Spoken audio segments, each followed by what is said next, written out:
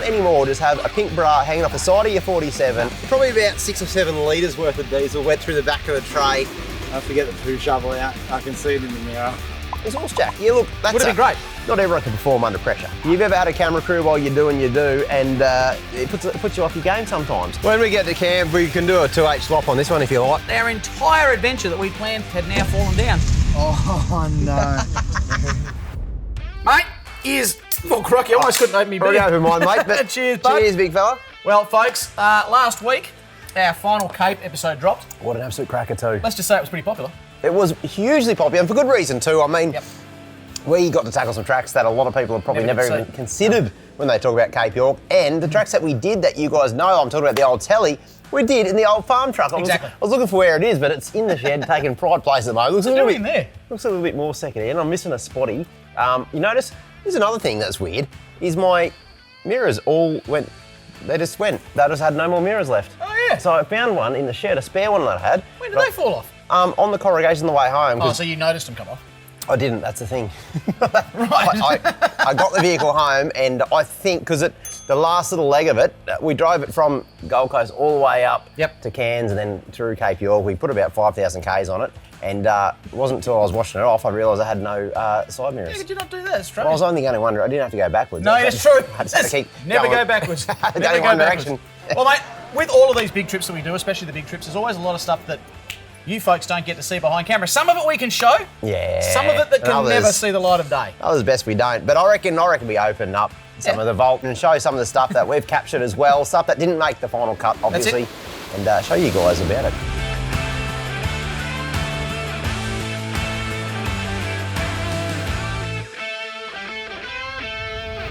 Right, let's get behind the scenes. Let's go behind the camera. The stuff you guys didn't get to see. There was so much of it. And I'm going to start with stuff. Stuff up on your behalf, mate. Because Well, I said to you... hang on. And you may remember me saying this on the way up. Are the jerry cans tied down tightly? You did say that, yes you did. However, it was a fair way into the trip, right?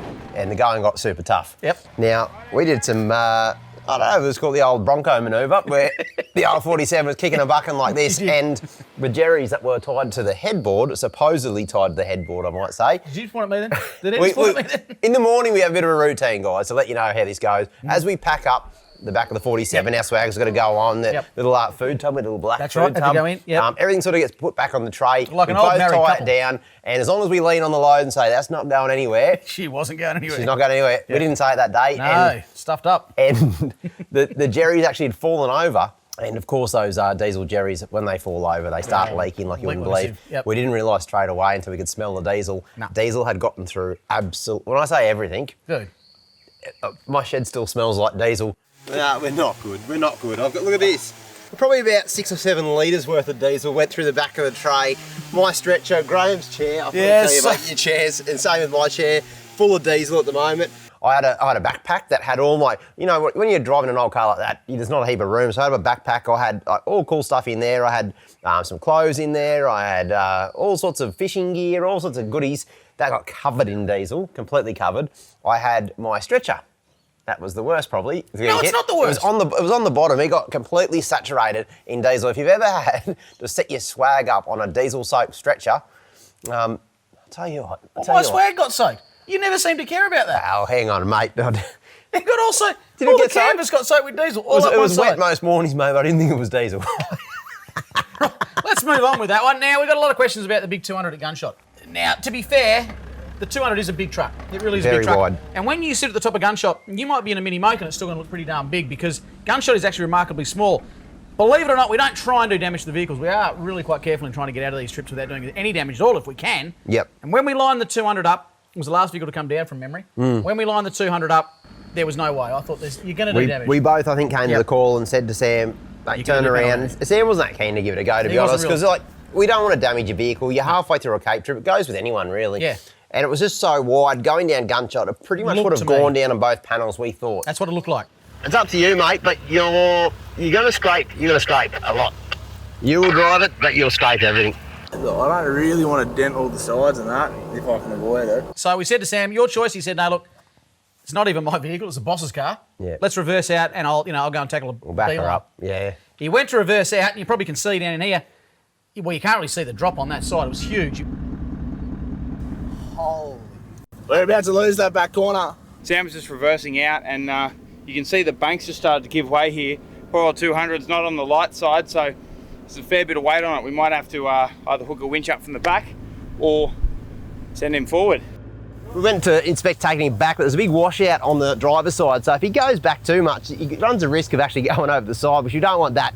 Would much rather get a couple of scratches on that shiny paint job he's got on the passenger side. So we're just going to send him down. He barely fits, mind you, so I reckon you're going to hear a little bit of scraping. So, as it turned out, he actually made it pretty darn easily. There was, if he'd put another wrap on that vehicle, he would have scratched it. If the vehicle had the flares, he'd had the foresight to take the flares off beforehand. It was remarkably well done. Yeah, it was actually a really good drive on his behalf, from someone who was pretty keen not to do it, to being forced into doing it. He had the old shaky boot as he went down as well, but he actually made it look quite easy in the end and did no damage from memory. Yeah. I might have scrapped a mirror or something, but he did. Exactly right. He did absolutely no damage. So that was the whole story behind the big 200, mate. Just smash it, smash it. A lot of questions on this one. Yeah, remember Bailey obviously had a few 12-volt issues, and I've never seen I say that in the lightest possible manner. Goodness gracious. He obviously you've seen the footage where we had to break into the back of his Canopy. I gave Jocko the old go-ahead. He didn't hesitate. He smashed the back glass. I guess I was pretty keen. Obviously, I didn't want to see his vehicle burn to the ground, but I had my clothes bag right on top of the smouldering electrical fire. And as you can imagine what state we're in. Yep. My clothes bag's in there. I think, was yours in there as well? Yeah, so mine was open and all the glass went in mine and yours caught on fire. Mine caught on fire. So at the moment, we've got, diesel soaked everything. Our clothes bag, we thought, you know what, we're going to put in one of the most comfortable vehicles on the trip. It'll be fine. We'll chuck him in the back of Bailey's Canopy. It'll be absolutely fine. And then the thing starts catching on fire. We nearly lost all our clothes as well. I'll never forget you kicking your clothes bag trying to put the fire out. The fire out of the clothes bag in bare feet. And I thought I'd come out of it totally fine until I opened mine up and sure there's all the glass had gone through me. All the glass was in there. So I had to try and get that out. There's little bits of glass still in there to this day. But what actually happened there with the electrics? I think we need to go back a little bit. It was right at the start of Palm Creek, I believe, where he was doing a lot of winching. And then we thought the winch was broken. Turns out he had some pretty gnarly electrical gremlins going on in that vehicle, and it was wired in a really peculiar way. He had multiple fuses all in line, some things that weren't fused, and it just was a little bit of a mess electrically. Am I wrong in saying the fuse was wired? Sorry, the winch was wired to the factory starter fuse. Yes. On that vehicle. That was the big problem. Yes. So we were looking, obviously, we don't, most winches, they've got an isolator of some description. The isolator was fine.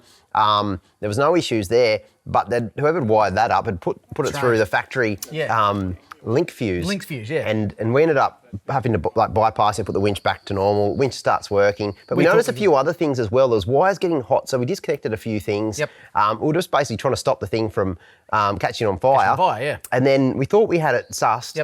And it turns out we didn't, because all the back of the vehicle, wasn't wired the best. No. And, this is one of those things. Bailey, they make great camper trailers. The wiring on those things is impeccable, but on the vehicle, I guess he trusted it to some other mechanical shop. Taken it to, quite a large mechanical shop, and they dutzed it completely. They didn't do a good job on it. No.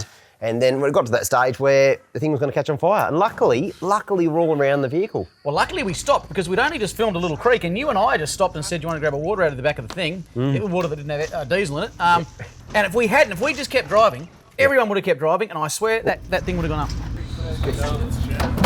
That's heavy. Another thing, of course, that didn't make the cut, and I'm a bit surprised this didn't make the cut, because it was pretty epic. We got to a point, those of you that have done the Old Tele Track will actually know what I'm talking about. You come to a big flat area. Each year it kind of changes depending on the season. This year there was about, 6 lines? There's a whole stack. Big rutted lines full of mud. And you could choose your own adventure, really. So a few of us went through the easy ones and made it through no problems at all. But the bigger cars, they decided to have a crack.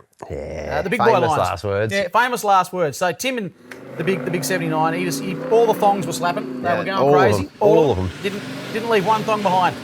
He got diabolically stuck, and it took us quite a while to get him out of there. Spring hangers, I think. Ages, yeah. The spring hangers, unfortunately, got him stuck in there. Certainly wasn't from lack of right boot. He was plenty of thongs. He was giving it a go. Oh no!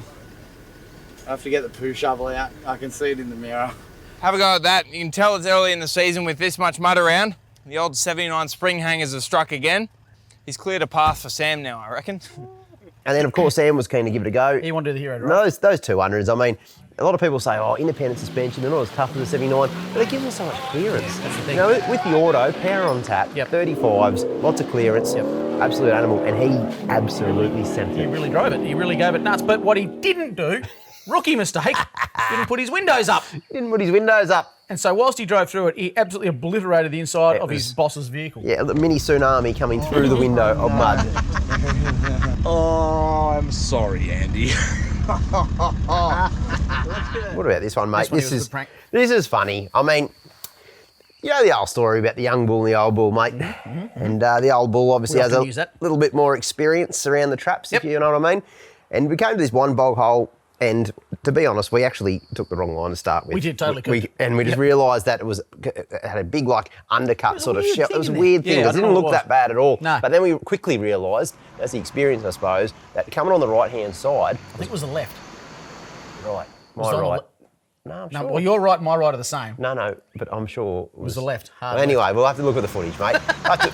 But either way, we straddled the rut, Yeah, and that was that's the big. what we're trying to say. That was the big thing. Yep. We straddled the rut, we got through, and then we thought it'd be a great idea To send the 'cause boys straight We through. knew all other boys. They've got all the power in the world. They can't really see around the corner, but they just know that we made it. we had to make it. We made it pretty We're quick, not and then everyone just got Funny, so because- stuck.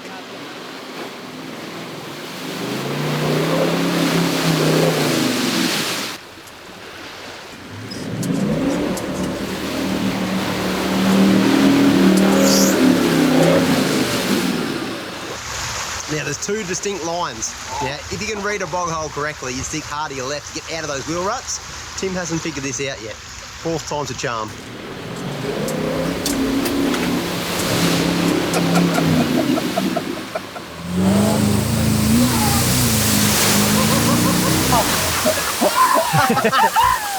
Yeah, do it again. They just couldn't see how we got through. We're like, it's no big deal. We just idled through. Yeah, what'd you set your bloody cheese cutters to, mate? 'Cause Exactly. I got them on 20 PSI, I just walked through. These guys were just giving it the 35s, everything. all the power, and we just couldn't, until we was told them funny. which line to take. And then it literally just walked straight through. But Yep. I have no idea. What are you doing wrong, mate? Everything. I've given it all the put, and I can't go anywhere. Trying to tip, Yeah. go back, do it again, and just hug that bank there and watch what happens.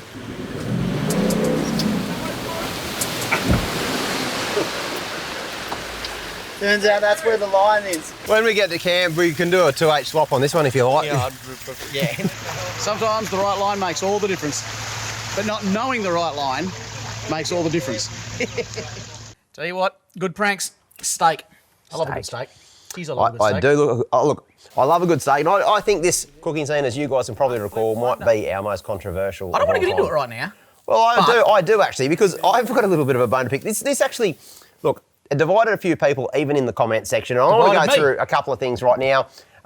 Here's a little question from Mark. Yep. Why didn't we go the sixth method, reverse searing? And that's true, we didn't do that one. We didn't do that, but that's a bit. We did It's 20. it's a bit hard to do it. Like when you're, you can see the bottom of the fridge after halfway through a cooking scene. You're not about to reverse. You're not about to sirloin. reverse sear a sirloin steak. No.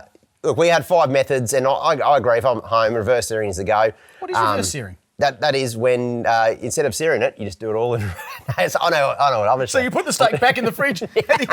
No, I think it's the old reverse sear is the one where you heat it up over a slow heat, like roasting style, and then Right. you put it onto the pan to I give it a haven't big heard old that. That's sizzle. too much work. I'm It's not about it's to do that. really nice to make it quite tender. Okay. No, I'm not Or even about just to the old sear, do it in the right method. You just I sear it first, then put it in an oven, and All right. it's really quite nice. Yeah, anyway, fancy. that's a whole other thing. It's certainly divided people. The main thing I want to get across here is this is what happens when you take a couple of city folk out in the bush for the first time to try a bit of red meat over some coals. Everyone gets excited about the dirty steak method. Done Now, right, I think it is a superb way of doing it. but okay. So can I just ask you right Yes. now, you still to this day maintain you enjoy a dirty steak?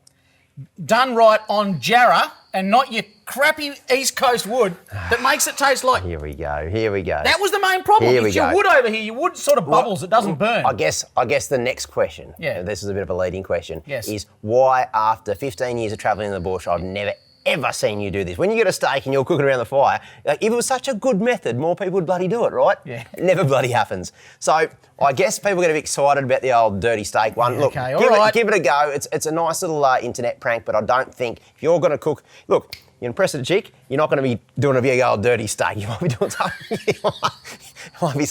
You might try the reverse sear. Anywho, Marcus suggested we go with the old Vegemite. He reckons you put a thin layer of Vegemite over the top of your steak. I've never heard of that before. I'm going to try it. I reckon it would work because, when you're making a spag bowl or something, Yeah, you put that in as a bit of stock. dollop of, yeah, exactly right. So it acts like that's your salt and it's sort of a brothy kind of a thing. But he reckons put Vegemite over the top and give that a go. So, folks, in the comments down below, if you've got a 7th or 8th, 9th method of how do you cook a steak? On a spit. I've never thought about that. You could. Yeah, you could. You could If do you got a tomahawk. before you cut it into pieces, like a big. Yeah. You could probably chuck her on the spit. I think that's just called a roast beef on spit. Saturday night, mate. Anyway, let's get away from the steaks. I'm over it. Well, I thought it was a good thing. I reckon we should. If you've got a cooking challenge for us, that's a good idea. Let us know in the comments below because I'm pretty keen sometimes to put the challenge out there. I did the chili wings for the boys. Oh, that's right. The chili wing challenge as well. Yeah, that was challenging. There's a few challenges. My guts are still playing havoc from that one still today, mate. Day. But funny thing about dirty steaks, do you remember when me and Shuey is one of our cameramen, you've seen Shuey every now and again, he pops up on film, a lovely bloke. We went in the 47 for a trip and we decided we'd try the dirty steaks just to see what they're like. Shuey wanted to have a crack, but he didn't even check where he put it in the fire.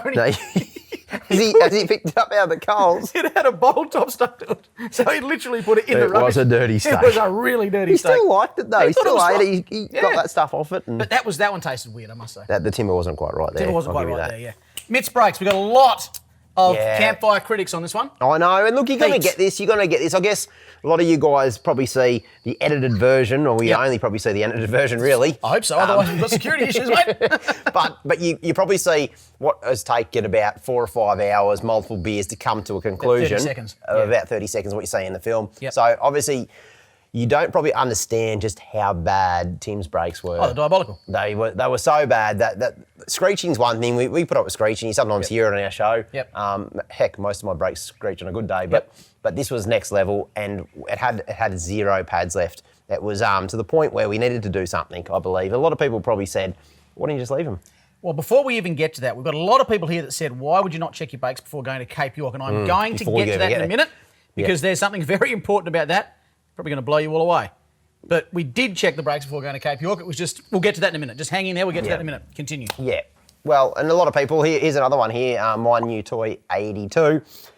Want to just listen to the squealing, metal brakes instead of crimping the line. You got to replace the pads of the rotor anyway. Solid. He's done it before on a 3-day trip. Solid. I suppose we're about a month on the road right now, and as you can probably remember, they've come from the Kimberley as well, these That's vehicles. what we're getting into. And we'll go through the timeline of how things sort of transpired, but let's just say that we've been around a little bit, and the brakes come to a point where you couldn't just keep motoring on those. You could have, but sparks were starting to come out of it already. It was metal on metal. It wasn't pretty. And the other thing as well, when you're filming, you might be able to put up with that noise yourself, but the cameras won't be able to hear any of the audio. No, and, quite a bit behind it. You've got to, It's a bushfire hazard, to be honest with you. So anyway, we decided to pull it all apart. Jocko and Tim just straight into it. Nerded out. They spent about 6 hours, no joke, trying to fix these brakes. And right at the get-go, like Graham and I, are some of the worst mechanics you'll ever meet in your life. One thing we are half talented with is bush mechanics. Yeah. I think it was on the first beer as we cracked it, we both said, just crimp it. Crimp the lines. You're gonna wreck the braided lines. They're not going to crimp very well. But it'll get us out of here. We'll just make sure we crimp it and we'll be right. And Drive then we on turn 3 to our brakes. second beer. We're second beer. The boys say that's not good enough. And Tim, he's a perfectionist. You can see that in all his work. Yep. He wants to get it absolutely right. He wanted to try and machine a little part down so he could do this and do that. Anyway, I lost a bit of interest. I decided to get ready for the cooking scene. Yeah, same. I was out. Had to lube up, hydrate, all that sort of stuff. Nope, really? But anyway.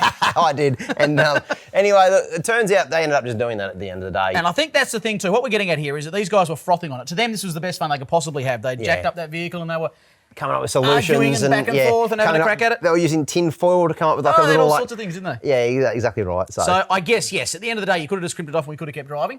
But they knew we got in early that day. I think it was very early for us, about 3 in the arvo. Yep. So they knew they had heaps of time and they wanted to play around with it. And I guess that is the answer to that question. It is. And I'll put a little disclaimer out there as well. Keeping in mind we're on a low range track. You don't go probably faster than about 30 k's an hour anywhere on the Old Tele. It was going straight to Bamaga to get fixed properly, had all the parts already organised. We jumped on the sat phone and got on the spares box, got all that sorted. the gear was sitting on the shelf ready in Bamaga before we even got there. Yep. So typically, if you've got an issue with your brakes, and us too, we might get them out of the bush, but as soon as they come to a main road, those vehicles are on the truck straight away. We don't never risk it with your brakes. That's what I'm trying to get at, yeah. That's the one thing, never risk it with your brakes. So folks, look, that's a bit of a look behind the scenes at some of the stuff we were allowed to show you. Yeah, that's right. We don't have lawyers, we just asked people in the office if we're allowed to do anything, and they said, well, there's some things you can't see, some things you can. That was some of the things you could see. Anything else you might have to ask us, please put it in the comments down below. But we thought we'd throw in a bit of a deal here at the moment because Razorback's got an absolute cracker. Spring has sprung. The sun is out. The birds are chirping. The little lambs are in the fields. You wouldn't know that. You live in Queensland. No lambs up here. We got lots of cockatoos, mate. I've seen them. Now, folks, right now at Razorback, we're talking 10% off premium neoprene seat covers. Those seat covers, if you haven't used them now, great. I mean, that one thing I'd love to upgrade the old 47, some canvas seat covers in that would make it about 80% tougher. Anything in there. And would help with the old comfort levels in there. You get 47 bum after a while. Yeah, you do. Which is kind of not pleasant. 10% off all bundles as well at Razorback and 10% off anything they've currently got in stock. And you're wondering what the heck does that mean? Anything that's on the shelf right now, 10% off. So if you just jump on the website, it's the key. Seat covers that they've got in stock at the moment, grab them, get them right now because like I say. Yeah, they're good seat covers. All right, mate, I think it's probably time we address something. Now, a couple of eagle eyes out there, and you can't get away with anything on YouTube. That's what I like about it. You get instant feedback. You guys see it for how it is, and a lot of you guys, maybe you think there's a bit of conspiracy going on. That's what I was trying to, that's the word I was looking for. A bit of a conspiracy theorists. But I suppose some of you would have noticed that when we went to the west coast of Cape York, of course, Bailey's canopy was all smashed when we did the first one coming down the Old Tele, and then it magically fixed itself. It is self-healing glass. We are the first in Australia to test it. What happened? What actually happened is we actually found, because you'll find a lot of spares up in Cape York, we actually found the perfect bit of glass to fit his particular model canopy, and it happened to be screen written for Maverick Campus. Well, that's what I couldn't understand, how we could find a piece of glass on the side of the track that was screen written for Maverick Campus, and it fitted. And it fitted perfectly. No, so we put that in on the... No, it's not how it happened. That's not what happened. So believe it or not, for those guys that... Drum roll. Yeah, exactly right. For those guys that were wondering about that, this is what actually happened. We have producers that are way smarter than us. Yep. Now, what they organised when we started the trip is that we'd go up and do the West Coast first, because then go and do the Old Tele, because it would save a lot of time. So we wouldn't have to backtrack and do all that sort of stuff, if you know what I mean. So we actually did the West Coast trip first. And then the Old Tele second. So thus, we gave you the Texas switch. You ever been doing something and someone just gives you the Texas switch? Well, I've been there, mate. And you wonder how the heck that happened? Yeah. That's exactly what we did there. And that'll probably explain as well when you're thinking, like, the Mitts boys and their brakes. Like, why didn't they check their brakes before they've just got to the Old Tele? Well, we've just done the Kimberley, one of the biggest trips we've ever done in the history of 4x24/7. And then gone through the deepest, thickest mud for days and days on end. And to do that, obviously what mud does to the brakes. Yeah. And then did the Old That's Tele. exactly why. No conspiracy theories. You can take your tinfoil hats off, folks. Use them to cook a steak. Use the tinfoil to cook a steak. The old poached Harry. That's not the best way of doing it. No, poached Harry. He enjoyed them, but that was like eating something. No, that's not eating shredded steak. So what we were getting at here is the Mitchell River. So we got the West Coast trip. There's a lot of behind the scenes happening on that trip. Huge amount of behind the scenes for that trip. So we were actually going to go and tackle, I think it was Kawanyama all the way up to Pomporoa. And then maybe go and look at the Holbrook. Look at the Holbrook and then come back across inland. First day, we were stoked. We were frothing. Absolutely couldn't wait. We were heading off. We were doing it. And the best part about that is you got to quickly just put down 800 Ks out of Cairns in the old girl. In that thing. A lot on dirt roads. Get to Kawanyama to start our adventure. That's exactly what we did. We did. Beautiful campsite. Remember that? One big day. It was hot. We couldn't hear each other think because we've been in that thing all day. Cracked a beer and we're ready to go. I must say, the Mitchell looked like it was huge. I don't know if we could have crossed it. Would have been quite a workout. Would have been pretty darn epic. And there's some big crocs in that river too. Anywho, we're ready to tackle it. Got our permits. We're all good to go. Yep. The next day, the rangers come out and said, look, that's too flooded. And I forget what it was. There was like dieback or... Yeah. There was something going on the other side. They didn't want people through there until all the water had cleared. That's right. And they reckon that the national park, that was very flooded as well. Yep. So we took their advice, obviously. Turned around. Big backtrack. But what that meant was that our entire adventure that we'd planned for about a month, 6 weeks beforehand, had now fallen down. So I got on the blower to my mate, Matty. He's got a station out that way. And I said, look, we were going to come out there anyway. I said, Matt, do you mind if we come out a bit sooner rather than later? We might have to try and get access via your property to go to the Holbrook and then literally do it backwards. Yeah. Matty said, come on out. He said, you won't get through. It's impossible. Like a red rag to a bull. We said, yes, we will. 6 or 7 days later, whatever it was. We end up back at the homestead. Still out there. So that's what happened behind the scenes there. We never actually got to do the trip we'd planned 6 weeks in front. Yep. Maybe next year. Exactly right. Maybe next But year. I'll tell you what, it turned out to be a better trip in so many ways I agree. because I got to see another side of the Cape I hadn't really explored before. Mm-hmm. And then when he also told us that, you know, some of the best Saratoga Saratoga fishing fishing. in the country is on his property, There's pretty keen. There's a word for that, folks. It's called serendipity.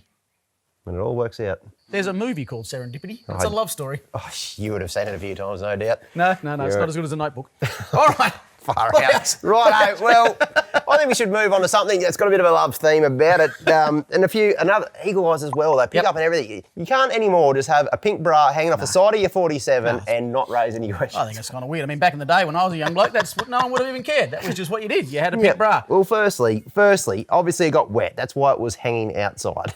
When it went through the river, it was let it dripping. dry. It was dripping with What's a water. wet bra in the car? I think the bigger question though, mate, is where did you get a pink bra Yep. and why the hell was it in with two blokes in a 47 series? Do you reckon I should tell the truth? Because you know how I got it. Or should we just let everyone out there stew on why I had... And it was a donkey of a thing too. Well, let's just say, I could have slept in it. let's just say when we... What was the little town? Chiligo. Chiligo. We're on our way out to Kowanyama and we pulled up to the local pub in Chiligo. Chiligo, yep. Had a cracking little night. How about we just leave it there? And- How about we just say, I got the bra from the Chiligo pub. Huge It was bra. a big bra as well. I mean, to be honest, like we were obviously, when you're forward driving, you're quite resourceful like us two. You see things, you think you might be able to use that. 100%.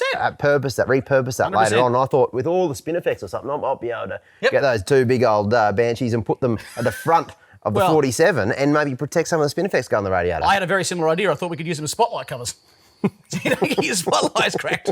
So I set about on a bit of a mission that night to get myself the pink bra. Came across a clutch of emu eggs. Stick them in there. Anywho, I'm going to let you guys figure out how I got it, but Oh, look, I'll up that as well. Go. The best comment Yes. of how Graham got that bra in the 47 and what we're doing with it is going to get themselves a $100 Snatch gift voucher. oh, heck. So get creative, folks. Get creative. I not can't what wait you to think see it is. this. And I reckon they'll get it pretty quick. Yeah, I think they'll get it. Okay, here we go, mate. A lot of people have been asking, a lot of banter going around your inability as Hang a bloke on, who owns hang on. 62 boats, about Hang on. 9,000 fishing gear outfits, whatever they're called. There you go. You cannot catch a fish on camera. Well, I'll tell you why. Go on. I've been thinking about this, obviously. Would have been eating him up already. We've gone to one of the better Saratoga destinations in this country. And my ability to catch a fish on camera is Legendary. It's legendary. It's been going on for about a good 10 to 15 years. Now, one of the things, firstly, not everyone can perform under pressure. Oh, I can't. You've ever had a camera crew while you're doing you do, and it puts you off your game sometimes. I can speak from experience with fishing, of course. And, That's why it's the professionals. and I just sometimes choke a little bit. It doesn't work out. Anyway, mate, there's nothing wrong with my technique, is what I'm trying to get at. I dropped him. I dropped two now. I reckon it could be your tackle. It works. Have you tried using... It works just fine. Works just fine, mate. But sometimes, what I'm getting at, guys, is the camera crew, they like it all produced. So in the sense that, you're going to be driving tracks and we're going to be camping at this time. Yes. And then they go, right, well, here's a 15-minute window for a bit Go of and fishing. catch a fish. So just catch a fish for us. Well, it doesn't always work like that. At least not for me. No. So, especially when you're the fishing guide on a trip like this, you're teaching other bozos how to fish properly, tying knots for them. Oh, get out of here! I've got no pliers and I've caught this fish. What do I do with it? Well, are you going to hook through your hand? Yeah, that's one of them did actually. Tony got a hook through his hand, poor bugger. He did. It's a funny story about that too. He wanted me to pull it out because I've had a bit of experience about ppulling hooks out of hands and stuff like that. Yep. And we were in the middle of a hot bite, and I said, "Look, Tony, you're just going to have to put up with it. It'll be dark in like 40 minutes. I'll continue fishing if you can stand the pain, or just wait it out for a while." But I didn't want to put my foot rod down for no one, mate. No. And I've got to say, I hooked quite a few Saratoga, but landing them is another story. That can be quite the challenge. Really bony mouths. Yeah.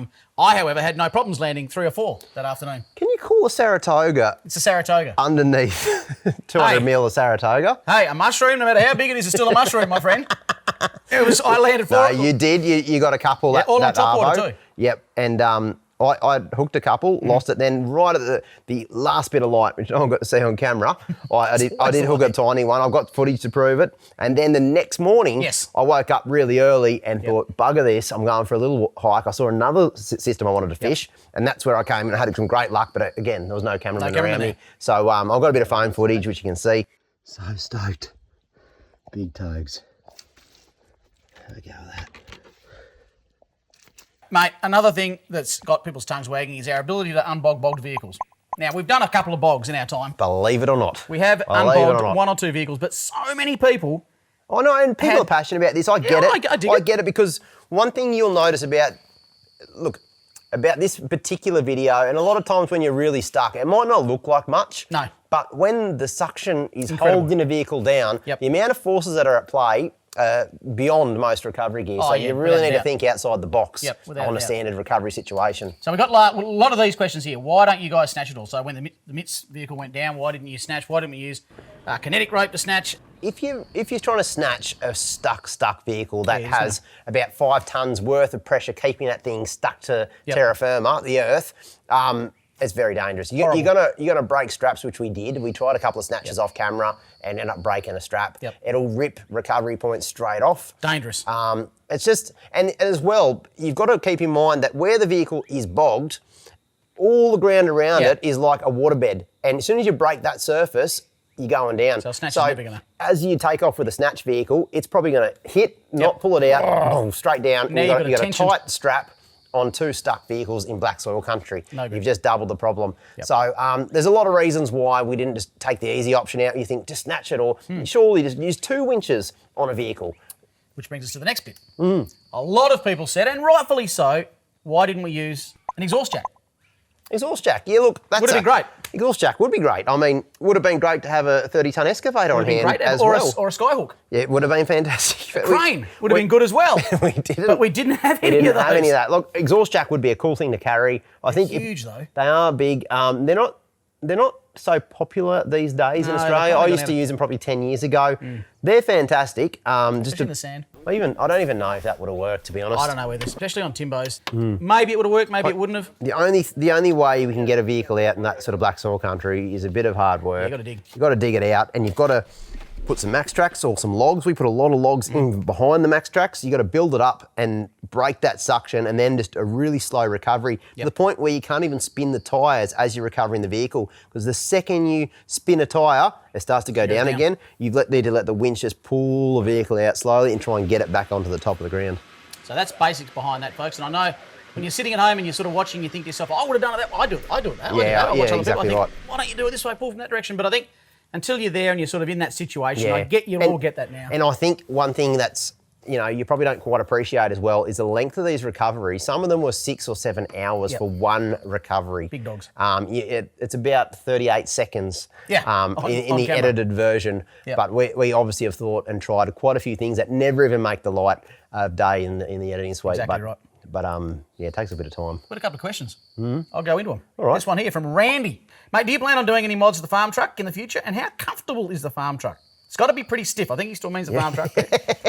Well, Randy, I want to fix that light. Cool. I want to actually get a set of old halogen spotties for it. You should ask. Well, I've been trying to find them. I want a set of period correct 80s model spotties. Yeah, I'm happy to pay the right money for them. Yeah. I obviously lost one. It fell off. The long and short of it is I don't plan to do any modification to this vehicle, except for get another spotty and find out where those side mirrors are and try and fit some side mirrors. You got my bra still in there? I don't know, mate. I might have. There is my bra, actually. I might have. Have you used it? I don't know where that is, mate. Let's move along then, shall we?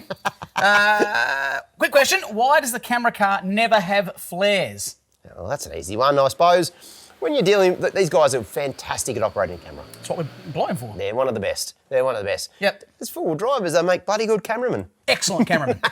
Excellent, but that said, they all can drive remarkably well. But when your focus, pardon the pun, is purely on making a video, you're not worried about your flares on your vehicle. Let's be honest, look at Sooty's flares. They last a good 12 months before I've hit enough banks and logs and rocks. Yep. And they start to break. So, breaking that many times, you just think, you know what, let's just leave them off. Leave them off, don't worry about them. Stephen Lane. Stephen Lane wants to know, can I ask why you did not take that tree down at the first river crossing with the chainsaw, 20 minutes and up the road ramp? Okay, here's another one. I guess we could have. You got to keep in mind we had one Bunnings branded cheap chainsaw with half a litre of fuel. And that didn't do. Yeah, in it. We didn't have any more. We didn't have any more. We stuffed up there royally. We did a little bit. It would have been good to have more chainsaws on hand. Lovely. I guess we were trying to conserve the chainsaw because we want it for firewood and other things that were complete showstoppers. It was actually a lot bigger than it looked too. It was huge. That branch was It massive. was huge. It didn't look and it. it went right up the track. So it would have been multiple cuts. would have been a big and deal. then, of course, it was the other side of the river. So we got through first. When I say got through, had to winch most of it. And then we pretty much would have just had our vehicle to try and winch our logs away. It would have been another 6 hours sort of event. It wasn't quite how it looked. But had we had another couple of chainsaws, I think we probably would have attempted it. Oh, for sure. For sure. Yeah. For sure we would have. Yep. There's an interesting one here from Kieran, and we've been asked this a few times. Timbo from Mitts, good mate of ours. Is Tim chewing tobacco? Looks like he's packing a lip for most of the trip. I'm not entirely sure how you chew tobacco. Is that you just get a cigarette and put it in your mouth? I don't quite know. I don't know. It does But he's not, no. He's not. He's He's not. not. I only learnt this as well. I didn't actually realise Tim does this, but Yeah, he does. He chews the cud, doesn't he? He chews his tongue. He chews his when tongue. When he gets a little bit stressed, he chews his tongue, which is a strange thing to do. I've only ever seen a cow do it. Yep. And a girl I knew in school, but that's a whole other kettle of fish. But that's what Tim's doing. He's actually chewing his tongue. Yeah, right. Not chewing Oh, tobacco. I never noticed that. Have a look. All right, you can put this in the outtakes, but I'm explaining. I chew my tongue when I'm concentrating. It's not a thing I can control. I don't get why this is still a question, and it's Yeah. It's a good one, though, from Lockie. Lockie wants to know. He's still confused. Is Graham Jocko's dad or what? And I think, look, for all you guys that are confused out there, we're not hiding anything here. No. There's nothing to hide. If you put me and Jock side by side, I think it's It's like looking in a mirror, really. pretty darn clear what's going on there. So there you go, Lockie. We'll leave that one up to you. Dirt Road. Good Dirt name. Road, yep. Is a Y62 ever going to make an appearance on the Four Wheel Drive show? Well, it has before. If you're an eagle eye, you would have remembered we've had Y62s in the show, we've had heaps of Nissans on the show, and Graham has got a Y62 now, so I reckon we probably will see a lot more Y62. Can it take a little while? Are they still going to be called a Y62 if you're going to cut it in half? I've got to come up with it. Everyone in the industry's got a You fancy could call name. You call it the Naughty Dirty 31. It doesn't rhyme. Why? It's got a... Y31. Can we stop him right there? Yes, there will be a Y62 in the show. We'll just have to work out when, where, and how. Yeah. But if you stick around for next episode, you'll see why I'm saying it's going to take a little bit of time. Because right now, as we speak, mine's like Mr. Bean's car. It's cut in half, and she's It needs a little bit more fabrication yet. You've got to use the front hubs and the front drive. But we're going to do a fair bit of filming with that thing. Yeah, 'cause we've got big plans for that. I Big know plans for everyone that wants to vehicle. see the build process and that's coming some of the things you've told me around the campfire, mate. It's going to be a Looking forward to it. special rig. I'm frothing on it. I don't want to start now because I get super excited, but in terms of building a dream car, I'm underway. It's like the child I never had. Didn't even get a chance to know him. Go on, get rid of him. Mate, that's a bit of a wrap-up. Behind the scenes look at our Cape York trip. Cracker from us. We thoroughly enjoyed it. I think we'll do more of these behind the scenes. You know what? I was just thinking this. I was just thinking I'm going to be starting to take a lot more just vision on my phone. It might not be pretty, but I want to show you guys the real behind the scenes. We're going to Tassie. We're getting ready to go to Tassie very soon. Very soon. And I think we should do more filming behind the scenes. I Because some agree. of the fun stuff, some of the stuff you don't get to see, What, you mean pubs and just general? all of that. How I got the bra. All of that. Like, okay, I know I think we're going to probably find our way into a few really cool Tasmanian pubs on this one. 100% we are. We're I know gonna- one in particular. Yeah, exactly. I know the one. Yep. And I reckon we might just go a little bit and show the people what happens. We've just finished a trip, say, you're covered in mud, you get in for your first pub counter meal. Challenge and a on. schooner, you've got a dartboard and, you know, Let us know in the comments, folks. Would you like Shaun and I to pick up our phones, forget the camera crew, and just film behind the scenes? Yeah. So And- that you guys can see what happens when we're not filming. not just the pubs, but behind the scenes, the campsites, the stuff that never makes the cut. Yep. You know, that's some of the fun stuff. When you really those times when we've been stung by bees on the side of the road at night trying to winch up a hill, and none of it makes and then we end up camping on the side of a road, really, and that's eating 2-minute noodles. Camping on the side of the road. What I will show you, folks, is his luxury caravan that gets towed everywhere we go. Yeah, obviously. And he gets into it at night and eats his lobster. I just call it Absolutely glamping, mate. disgusting. That's just normal, isn't it? Folks, for now, though, I tell you what, if you've still got a question about the shows, Yeah, look, please let chuck us them in the know. comments down below. And I've got to get packed, dude. We literally are leaving for Tassie. I reckon what we do is we go get one more Iron Jack, have a think about packing, then a game of darts. Yes, we will. All right, guys, well, you take it real easy. We'll catch up with you guys next time. Cheers.